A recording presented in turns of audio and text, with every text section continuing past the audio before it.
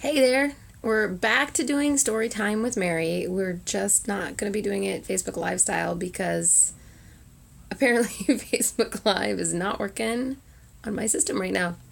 I looked it up, tried to figure out what's going on with it. Apparently Facebook Live has like a little asterisk in Facebook world, which is not everybody gets it all the time. I don't know what that means. But if you've been missing that content, it's because I haven't been putting it out. But instead, I'll just be putting out videos instead. I've really been enjoying this process, and I've been getting a lot of really great feedback from you. So I'm going to keep the ball rolling. So go ahead and share this video since I think people won't see it as well since it won't be live. So if you enjoy this content and you think other people would get benefit from it, please share it. I would love that. Today's topic is a result of what I have been working on the last 3 weeks. 3 weeks ago, I went on tour for a week with my daughter's band. They're a group of preteens and teens who are in a band, and they went on the road. And that brought some really fascinating lessons. And then just this past week, I was at the Wave, which is a major chiropractic event that the school I work for puts on. And the message that I kept getting from all of these things over and over and over again is sometimes we have to go out there and we have to find the people who would benefit from our message.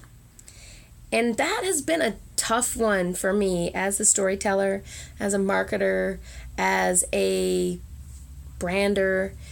I've always had this idea, and it's been said a lot, that you just, you wait until people are asking for something and then you give it to them, right? You shouldn't be producing anything that people aren't already asking for.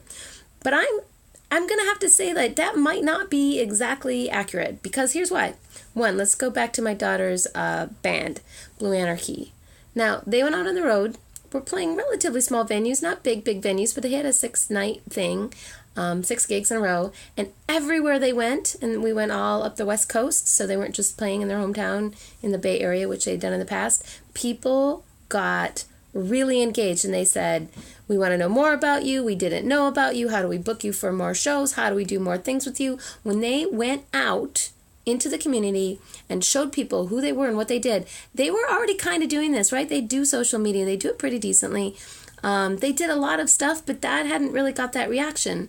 Meanwhile, once they went out and they showed people who they were, what they do, then all of a sudden they got this really big response, at least bigger than they'd ever had before.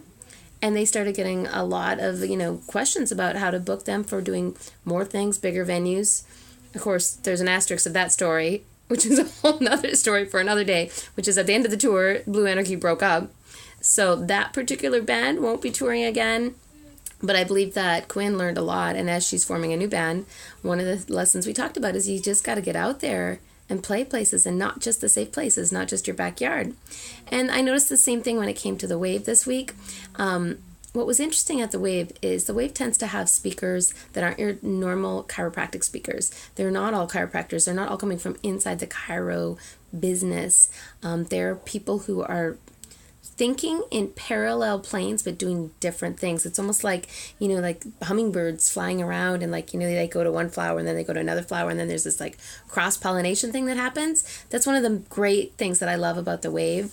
And that really made me think about how it's so important that we realize that whatever it is that we're trying to teach people and sell to people and create for people, we have to go out there sometimes and find the people who need this thing and tell them about it. Now, this does not mean that we need to go and convince people they need our stuff, because I always think that's bad. Like, trying to convince people feels manipulative. People know it when you're over pitching them. But when you go and you find where people are who you think are like-minded, but maybe not doing exactly what you do, it's sort of that intersection of what you're awesome at and how it relates to other things, and you go there and you just be awesome in that space in an authentic way, and you talk about who you are. The more you can understand that other intersectional space, the better. And then suddenly opportunities start to grow. And that's the thing I've been really thinking about with the Art of Story project, with the work I've been doing, is it's been funny because I get frustrated, right? And we talk about this. I build these products, and I'm like, why are people not more into it? Why, don't I have full classes on my online classes? Why am I not maxing out my capacity every month?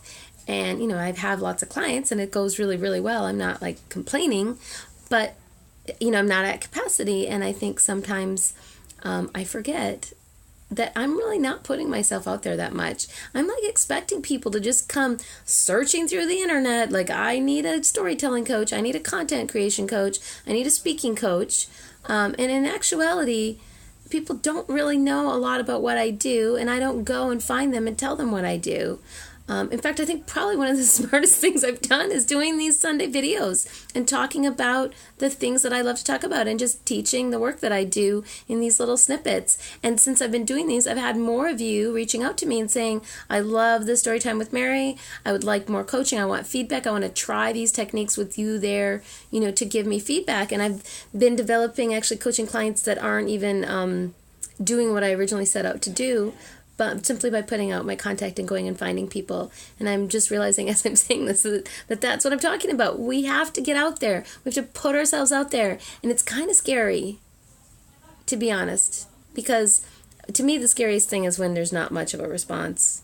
When I, write something that I'm really tender about, something that's really meaningful and intimate and vulnerable, and there's, my friends, might comment, but I don't hear anything from anybody else, and I think, well, maybe I'm just being, self-indulgent, like maybe nobody really is interested in this topic, and it might be that no one is, but I know you guys are interested in storytelling, and I know you're interested in building content, and I know you have really amazing stories to tell, so now I'm seeing how important it is that we support each other in going out there into the world, finding the communities that would benefit from what we do, coming from that place of loving service and offering to people what we do without manipulating them, just offering. It's like saying, hey, here's what I do. This is how it works. Are you interested in more? And people around will say yes. I know this. Thanks for joining us. If you want more content, you can always go to theartofstoryproject.com. That is the website for this whole endeavor. Sign up for the free newsletter. Check out the videos that are already there. I'm just going to be building a lot more content on that site and starting to write the book, the other book. I know, so many things going on. So Art of Story is just going to keep rolling, and I want to hear back from you. What do you value? What do you need? Get the newsletter. You can reply to the newsletter anytime. I will get it. Tell me content you want on these. You can just comment right here on the video. Tell me what you want to hear more about, and boom. Free content lessons. Can't beat that. See you next week. Bye.